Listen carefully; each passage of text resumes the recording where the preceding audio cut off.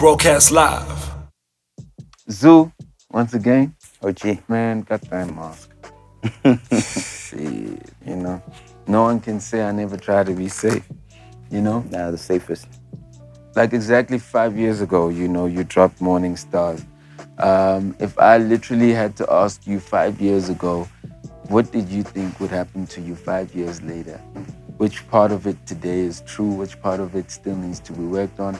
Which part of it you feel that, you know what, done it, got the t-shirt, I'm finished? Firstly, man, what's up? How you doing? I'm alright, OG. I'm tired, but I'm good. Yeah. We're in the studio, by the way, because I've always said I'm gonna come to the studio. Yeah. So we're in the studio, by the way, we're not in the backyard. Zoo was gonna come through. He said, nah, let me come through to the stoop. Yeah. You know what I mean? So my question. Oh, Morning Star 5 years ago. And what made me think of that is that I saw that you got Stogie on this, and I was like, yeah, he was there 5 years ago also. Definitely. Yeah. I wouldn't really have a direct answer for your question, because when I dropped Morning Star, it was during a feature run that I was having. I was on a lot of choruses, and Morning Star for me was just challenging myself to see, okay, can I make songs, full-length songs, and then turn that into a full-length project. It was just a challenge I had for myself. I didn't foresee anything like what it is now happening in the future. I was just really challenging myself, and it became something that I didn't anticipate, and I stuck to it, I guess, but I had no plans of taking it forward, because I've always just wanted to produce, really. I mean, that bag of like being comfortable with being a rapper, and at the same time, being confident that you're a producer. How do you literally like get into that space of I'm a rapper now, or do you, even when you're rapping, do you still feel like I'm actually a producer? What's the conviction between those two? That's a good question. I do channel, definitely, and think, okay, now I need to be on the microphone and stuff like that. But as you just said, also, it's a lot to do with like being in my producer bag while I'm making songs, which is how putting them together comes about. Like, even from deciding the features, I'm playing what I just made, and I'm deciding, who would sound nice on this from a producer's perspective. Like, who, if this was a beat on its own, who would I send it to, or who would complement this? So I'd say they both help each other, because when I'm making beats and I'm producing, I look at that from an artist perspective, like what would be fire if I was gonna get on this beat.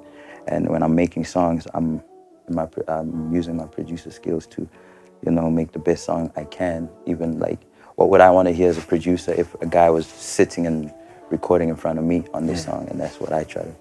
Do you also probably come out of the producer bag and listen to other people's beats when you are doing you? And because I listened to the album and I got it without credits, so this is a question that I was wondering, if you like look at other people's beats or listen to other people's beats as a rapper and go, I don't mind writing on someone else's beat as a rapper. Do you have space for that? Do you create that space? It's very small. I guess it's very small. I don't really be listening to beats a lot. Like, a lot of the stuff we make is like ideas before the song is even made. So I'll come up with like concepts, and I'm like, okay, I need to make a song about insecurities, and see how I can link that. And from there, from the ground up, we built that song, from the instrumentation to everything. So I haven't really like had a pack of beats and I'll listen and play beats like that. I don't really make music like that. I just have, my guys that are signed to me in Piff Audio, and we use our different skills to make songs grow and become what they need to be, because we've got different skill sets and different things that we're strong at. I mean, and the only other reason is that, like, you've got a joint where you, like I said, I just got the album, so at the end, you shout out Nasty C. So I was like, did he? Because he's not on the joint, but you shout him out. So I was like, did he have a hand in the production, or was that just a general shout out? It's a little bit of both because there's a song on there, track 2, the one he's on. Yeah. He did a little bit of some production on there, but where that line really comes from is from the first song we did, Oath, Okay. where he says, Iverson and Zoocci Coke Dope, this shit is phenomenal. Yeah. So when I was making that song and how it sounded, like it just made me feel like this is phenomenal, as bro said. So I had to shout him out for pointing that out. I just want to say that joint, it's was it drugs? Yeah. No, Prelude. Oh yeah. Oh Lord. Yeah. Oh my gosh. And the reason why that one is called a prelude is because it's a little taste of what the actual album is gonna sound like. My last album, Illuminated, that's why it's called the Ill Prelude. It's the prelude to Illuminate. That's like what the album standard of what the album is gonna sound like. Yo. Listen, I'm saying, when you listen to an album for the first time, it's always kind of, for me personally, it's always difficult to get into it immediately, right? This was one album where I listened to for the first time, and I could already pick up like strong songs out the bat, songs that I wanted to go back and listen to, and Prelude is crazy, then you get the verse from Do Me, and then what you say. I mean, OG's being, I sent him a message. I said, "Stop it." Yeah, he's wilding on. He's going crazy. How did you hear him there on that joint in particular? It was like from the first version I had, because that song has had like I think 4 versions, 4 different versions. The first version I had, how it sounded, as far as instrumentation is concerned, and me, let's say, being in my producer bag listening to it, I was like, there's probably only one guy who could do this justice. And I've always appreciated the level and the stature of his cadence and who he is on songs, like how he sounds. So when I was hearing like the instrumentation of that song, it was like only one guy I could hear, and I reached out to him and said, yo, let's do another one. 5 years later, exactly 5 years later, half of 10 years. I must say that verse though, I gotta say it's probably like the verse of the year already. There's plenty of them over there. There's a lot of them over there. Jeez, bro. Explain the rationale behind the plus, anxiety plus. What's the rationale behind that? Obviously coming from the previous one, anxiety, and this is plus. What was the idea? It could have been anxiety too. What does the plus mean, The plus is like, it's 3, probably 2 or 3 different significant meanings about it. One, it's an addition of like feeling and mood from the previous one. It's like an expansion pack. Imagine you had an expansion pack. It's like an expansion from the previous one. And since it's a deluxe also, and I didn't do my deluxe the conventional way of adding to the album like 2 months later or 3 months later. I waited 2 years and I made it a new project. So it's still a deluxe, but it's like an expansion pack.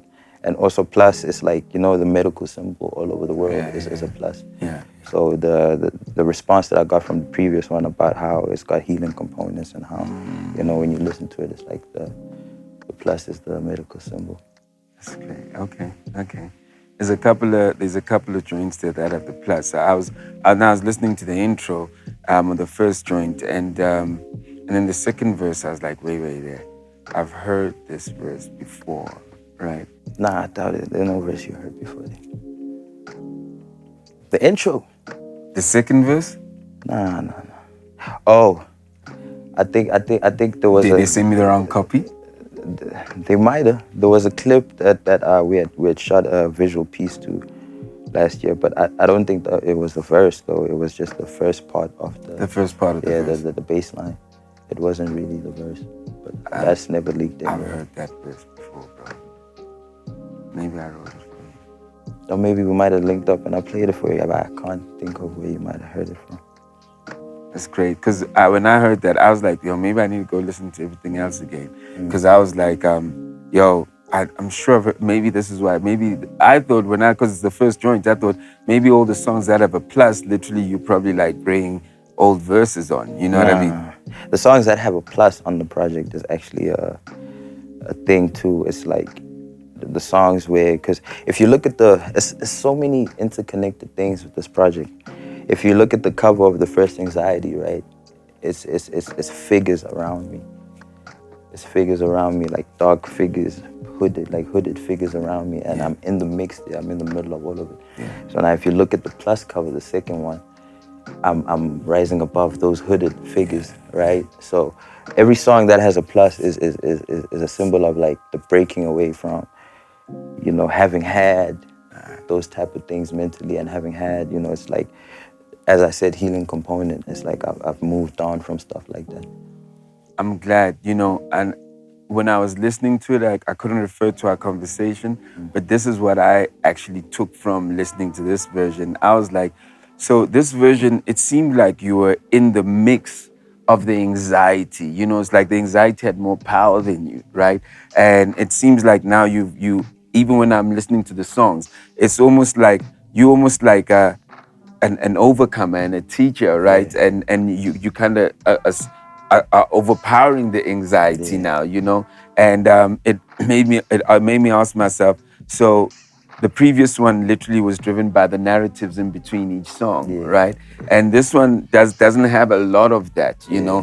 and it also made me feel like so. It's not like when you have all these narratives in the song, it's like you're sitting with a shrink going, but here now you so proud. You the one that's almost like Yeah. giving that. So that's why they're so minimal of that. You know what I mean? I don't know. Did I interpret it right? Yeah, yeah, definitely. It's a step, not step back or anything, but it's, I think, step forward from that was an experience I had, and now I'm talking about it more so from and like a past experience. Yeah. Yeah. That's really how I felt. That's really how I felt about the album because anxiety gave me a certain feeling, Yeah. and this gave me like a feeling of overcoming. But it doesn't. I still feel like it's the same person, but I'm overcoming with my pace type thing, Yeah. right? It's rare today, like to get songs that are like that are more than 2 minutes, right? Why did you literally like? I mean, there's probably one song that's like 2 minutes or in the 2 minute kind of thing, but everything else is 3 to 5 minutes. It's 4 to 5. Definitely 4 to 5. Yeah. My math could be bad. Yeah, 4 to 5 minutes. Now, the fact that you're actually conscious of that, did you do that deliberately, knowing that the Definitely. game is 2 minutes, 30 seconds? I mean, and why did you do that? Yeah. I came up back when songs used to be 3 verses. Yeah. And that's the time I fell in love with music.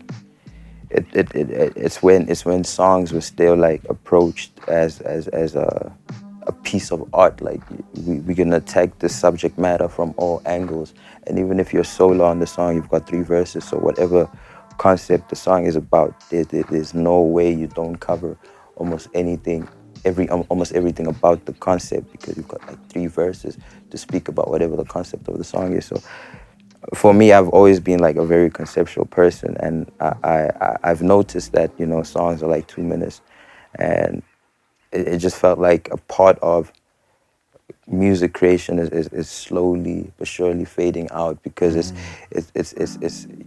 the consumption rate is ridiculous. Like people are dropping every 2 weeks, and on top of that, on every 2 week drop, the songs are like 2 minutes. So it's like a part of it is fading away, and I just wanted to bring it back to what I fell in love with as far as music is concerned, because I'm still the 3 verse guy. I'm still the 16 verses. Yeah. I mean, one of the other things I also guessed, I was like, bro, this is Zoocci, bro. Like, I gotta arrange my beat, B. I can't arrange my beat in 2 minutes. I got so much elements. You got a joint like Plus where approaching the 5th minute, there's a new element that was never even on the whole song, and I was like, Yeah. how are you gonna show that in a 2 minute space? You see. You know what I mean? So I love the fact that like you actually like there's more thought than just it's just rap 2 minutes. It's like I'm making a song. And when I was listening to Plus, I asked myself just the thought to also like it like someone like Lady Zamar. I don't know whether it's rumor or not, but I think that like you kind of discovered Ami, right? Yeah. So you already got that ear, and it made me wonder, how did you connect Lady Zamar for that? And it was just so great to hear Lady Zamar of something that you wouldn't normally hear her on, yeah? With Zamar, it was a beautiful experience meeting her for the first time. You know, we had a very good conversation about stuff she even was going through and stuff she even gathered from the previous version of Anxiety. Because when I met her, she was like, yo, like, I could relate to almost everything you're talking about That's on that great. album.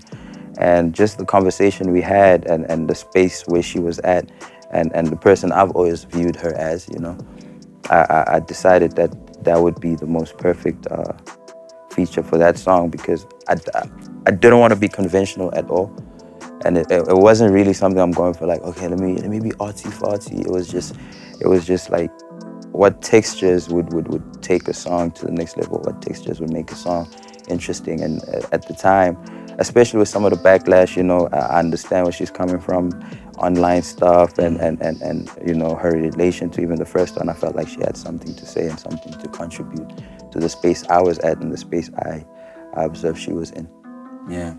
And you also featured just what's the guy's name? Moss Baby. On Mars. Plus. Yeah.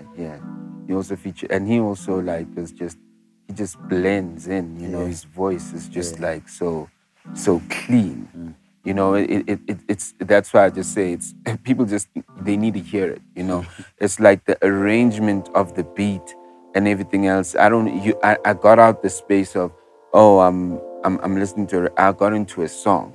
And that's what excited me about saying I want to actually like repeat and play this again. You know, it just is that, and and this for me is the reason why songs can be 5 minutes. Do you know what I mean? That's the first song I ever played for my mom. Real. Yeah, I played it for this past December. I've never walked up to my mom and said, hey, I make music and listen to what I can make. And when that song was wrapped up, it's literally the first song I was like, okay, this is something I could play for my mom because the work that went into it and what I planned for it from the beginning and how I wanted it to sound came out exactly how I wanted it to be. So it was the one song I could present to my mom and be like, I actually make music. Yeah. You need to hear what I make. This is what I make, and I played it for her. And what was the reaction? By the second verse, when she heard me say something, she actually tried to comfort me. She's like, "Oh, my child," like, cause you know the subject matter is Of like course, sad. yeah, She was like, yeah. "Oh, my child," and I was like, "No, man, it's just a song I wrote. It's not cause anything is going on, really." Yeah. That's incredible. That's incredible. It's so much. It's such a library of work. But this is another thing. You know, 5 years deep, halfway in, you know, you also present something to moms. You know what I mean? I'm halfway in 10 years. That's what we're talking about. You know, and you know, you're also very discreet with your life. You know, but on Zulu's Revenge, you kind of give us a little bit. You know, and like now we know that like you're a dad. So how's that? You know, how's that going? You know, Amen. what are the late nights like? You know, or are you out here in the studio? Where's the sound effect of the baby? You know, when's that coming? You know? With that, I mean, I have a man, like I have a beautiful daughter. Like she's perfect in every way. Like she's a perfect child, and you know, a lot of people are already saying she's like me. And she's like she gets, you know, mad. She's got a certain force about her, and as far as you know, putting her onto stuff like that, maybe one day when she decides that, you know, but I wouldn't want to, you know, put her on stuff that's gonna be there forever. And you know, I'm very protective about even like, because some of my family and even the mother of my child, they've been trying to post her and stuff, and I'm like, nah, nobody's allowed. From even the grannies, like they're not even allowed to put on a profile picture and Put it stuff on like that. Facebook. Yeah, it's just I don't want to, you know, put her out like that. Yeah. You know, I'm very secretive. Not secretive, but like I'm protecting her. Yeah. Because imagine now how the internet is designed nowadays. I'm putting up my daughter, and some of these sick people have things to say about my daughter, and I put her in that line of fire. You know, I've had partners before, like spouse part, like people I was involved with, like people I was in relationships with, where we could post something as simple as a picture online, and you know they get backlash going towards them on their pages, like people saying weird things in their DMs, and I could never imagine putting my daughter in that type of line of fire. So it's just like, yeah, until she's old enough to have her own phone and make her own decisions and say she wants to be online, I wouldn't want to put her.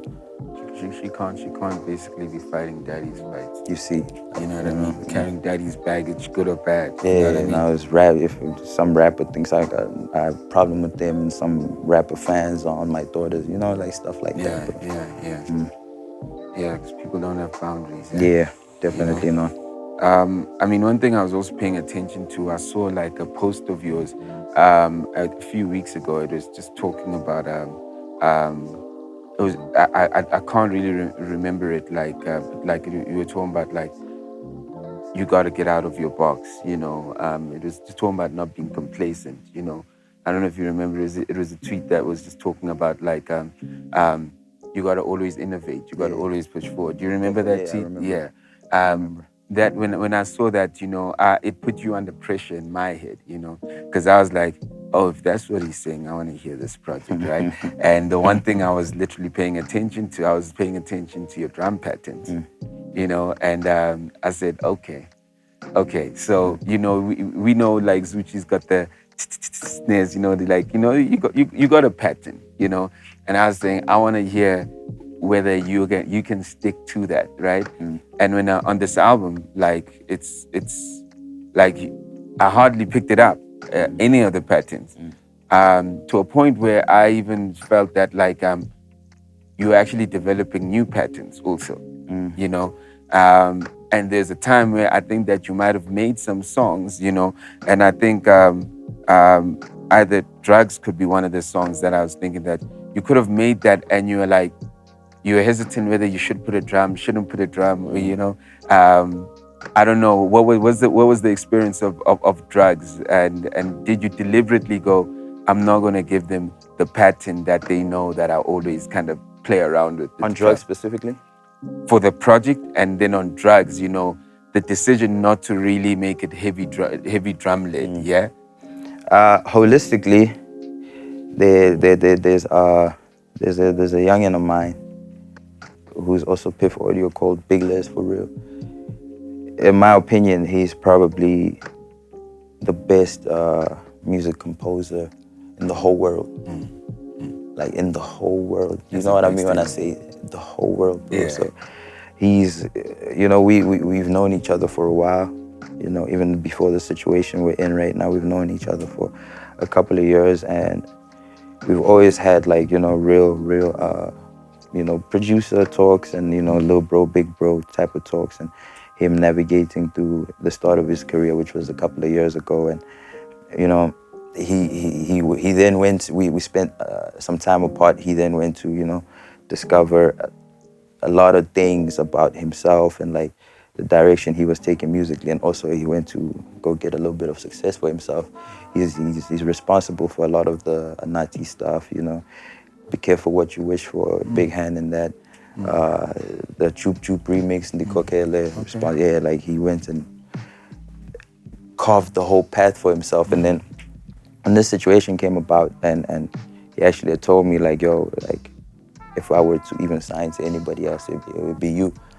I was like, I've never offered that to him because he was always standing firm on his two feet. So when he came back to me and he's like, yo, let's actually do it, I was like the magnitude of talent he is, I was bamboozled. I was like, oh snap, say no more. And we just felt like we were both at certain peaks of creation in what we do, that I opened up my whole working process to him, because he's the only guy really in the whole country I'd ever even open up my projects in front of, to even say, add something or do something. And what he did on the album as a whole, he executed with me, Okay. like most of the even musical elements were all him. So if you're getting a lot of different vibes as far as like drum patterns and stuff like that is concerned, it's because of that collaborative thing that we were doing, and he's responsible for quite a lot of the musical elements on the album. And on drugs is another song we did together. You know, he had left a piano thing for me that he had played. I put drums to it, and I recorded on it. And with that one, it's actually one of the songs that almost didn't make it onto the project. Oh, well, it's one of my favorites. Yeah, Vaughn literally said like if you take this off, you're gonna take off a song where it's gonna be a lot of people's favorites. And Yeah. with that one, it was just what was happening there is like we're like you know the term like afflicted artist, like Yeah. like when you're an afflicted artist, when like what's Ray Charles without the heroin. Yeah. You know, as bad as it is to say, what's Ray Charles without the heroin? What's a couple of the guys we know without, let's say, things like cocaine and stuff like that? You take away a certain element of, you know, afflicted artist, because that thing is like a holistic thing. It's a holistic thing from your habits to the person you are to how you grew up to how you output all of that into music. So with drugs, it's just it's we've got you know vices, and let me speak for myself. I have vices, and sometimes you do sit back and say, damn, like it's deep, like it's affecting my mind, it's affecting, let's say, certain things in your life, and you wonder how you've kept it going for so long. You wonder how or what's gonna happen in the future, and when I wrote that song, it was one of those little periods where I was just wondering, like, this shit can't last forever, you know? But like at the same time, would I really be doing this thing the way I'm doing it if you take away certain elements? And I just had to make a song about that because it's a deep part of what artists won't even come out on the forefront of and say, like, you know, this is involved for me to have my output level, or this is involved for me to. So it's just a topic that I felt like I had to share and open and share some light into. I'm not on like crazy stuff. I'm not sniffing coke or doing crazy stuff, but like there's certain things that like without them it's like harder to work, or I fall asleep earlier because I'm up like almost 24/7 working on music, and you know sometimes it's like, damn, like I'm doing so much and I'm intaking so many bad things that one day it might affect me. My G, OG, I need to be out. always Got mad love for you. You know, we could go on. love OG. Broadcast live